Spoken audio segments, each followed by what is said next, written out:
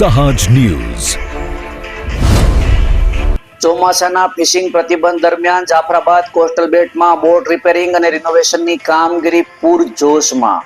નમસ્કાર, સહજ ન્યૂઝ સાથે હું છું ગોપાલ ભેસાણી. અમરેલી જિલ્લાનો દરિયાકાંઠાનો વિસ્તાર ગણાતા જાફરાબાદ, શિયાળ બેટ અને ચાંચ બંદર વિસ્તારમાં ચોમાસાની ઋતુ દરમિયાન દરિયામાં માછીમારી પર પ્રતિબંધ થતા હાલ મોટી સંખ્યામાં ફિશિંગ બોટો દરિયા કિનારે લાંગરેલી જોવા મળી રહી છે. દરિયામાં રહીને જીવન નિર્વાહ કરતા માછીમારો માટે આ સમયગાળો વેકેશન સમાન બની ગયો છે. ત્યારે માછીમારો પોતાની બોટના સમારકામ અને રિનોવેશનની કામગીરીમાં વ્યસ્ત બન્યા છે. જાફરાબાદ પંથકમાં આશરે 700 જેટલી બોટો હાલ દરિયા કિનારે આવીને ઊભી છે. ખારવા અને કોળી સમાજ માછીમારી સાથે સંકળાયેલા માછીમારો દ્વારા બોટોની અંડર કોલ્ડ સ્ટોરેજ વિભાગનું રિનોવેશન, ફિશિંગ ઝાડનું સમારકામ, એન્જિનિયરિંગ ચેકિંગ તેમજ લાકડા અને ફાઇબરની બોટમાં નવીનીકરણની કામગીરીઓ હાથ ધરવામાં આવી રહી છે. બંદર વિસ્તારમાં હાલ બોટ રિપેરિંગને લઈને ભારે ચહલ પહલ જોવા મળી રહી છે. સ્થાનિક ખલાસી ધવલ સોલંકીએ જણાવ્યું હતું કે વર્ષભર દરિયામાં મહેનત કર્યા બાદ ચોમાસાના વિરામ દરમિયાન માછીમારો પોતાની બોટનું સમારકામ કરે છે. સાથે જ લગ્ન પ્રસંગો અને અન્ય સામાજિક તથા વ્યવહારિક કામો પણ આ જ સમય દરમિયાન પૂર્ણ કરવામાં આવે છે. આ સમયગાળો માછીમારો માટે એક રીતે પરિવાર સાથે સમય વિતાવવાનો અને આગામી સિઝનની તૈયારી કરવાનો મહત્વપૂર્ણ સમય બને છે. તે જ રીતે માછીમારી બોટ એસોસિએશનના પ્રમુખ કનૈયાલાલ સોલંકીએ જણાવ્યું હતું કે હાલ 150 થી 200 જેટલી બોટોમાં મોટા પાયે સમારકામ ચાલી રહ્યું છે. દરિયામાંથી ક્રેન મારફતે મોટી બોટોને બહાર કાઢી ટ્રક દ્વારા કિનારે લાવી મરામત અને રિનોવેશન કરવામાં આવી રહ્યું છે.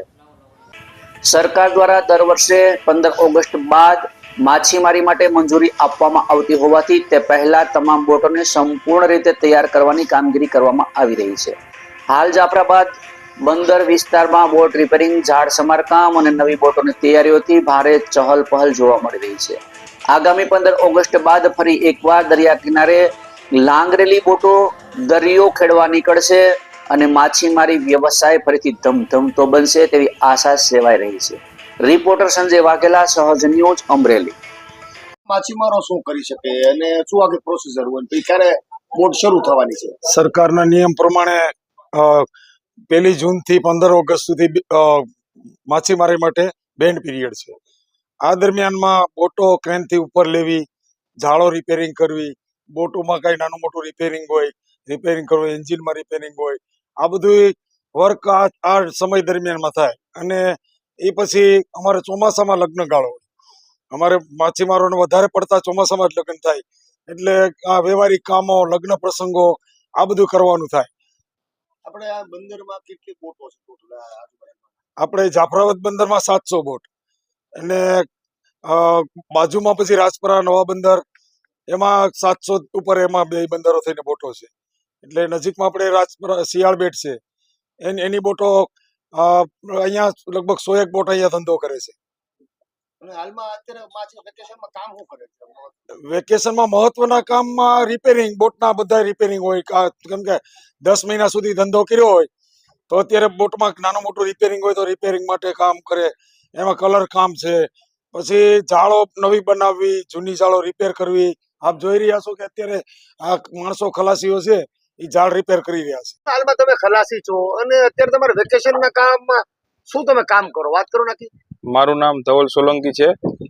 અટાણના અમારે 10 મહિના બોટું જે દરિયામાંથી જે ફિશિંગ કરીને જે આવેલી છે તેના 74 દિવસ બંધનો સમય છે. આમાં બંધના સમયમાં અમારે બોટનું રિપેરિંગ કામ, મેન્ટેનન્સ, મશીન માટે મેન્ટેનન્સ, જાળ સીવવાની, લગનગાળો અમારે જે આવે છે 15-20 દિવસનો વચમાં, એમ કરીને કુલ અમારે 74 દિવસ આમાં જે નીકળશે મેન્ટેનન્સમાં. પછી અમારે 15/8 એટલે કે 15 ઓગસ્ટના અમારી બોટો પાછી રવાના. વિધિવત મુહૂર્ત કરી રક્ષાબંધનની પહેલા અમારે વિધિવત નારિયેળ પૂનમ કરીને અમારી બોટો દરિયામાં ફિશિંગમાં જશે. એમાં તમે ખલાસીઓનો ફેરફાર થાય બધે? ખલાસીઓનો અમારે એક સિઝન એટલે કે 8 મહિનાની સિઝનના બાંધેલા હોય એનો અમારે હમણાં જાલી બધી અંધાઈ જાય પછી એનો હિસાબ કરી એને છૂટા કરી નવેસરથી નવા માણસો બાંધવાના હોય. અમારે શું વિચારે જાળીનું શું કામ આવે? જાળીમાં જે દરિયામાં જે બધા આ જે ભરાઈને તૂટીને ફાટી જતી હોય એનું સીવવાનું કામ ચાલુ હોય.